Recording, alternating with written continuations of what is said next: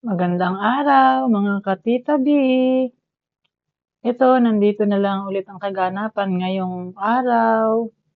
Nagpunta ako ng city dahil ako mga ka-Tita B ay may inaayos o tungkol sa mga dokumento namin. Ganun talaga ang buhay namin mga OFW. Kailangan ngayon wala akong pasok. Kumuha ako ng isang araw na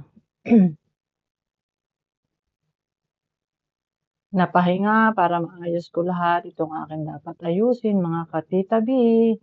At sana pagka matatapos ko na ito, na talagang malamig mga ka-Tita B, tingnan ninyo ga naman. Ta's nalimutan ko dito ang aking gloves kaya naman ako ito habang naghihintay dito sa aking inaayos nagbibidyo-video. Siyempre baguhan ako, hindi ko pa alam ang aking mga gagawin kaya hinihingi ko sa inyo inyong like at follow. Maraming salamat po at sana ay ako'y suportahan ninyo.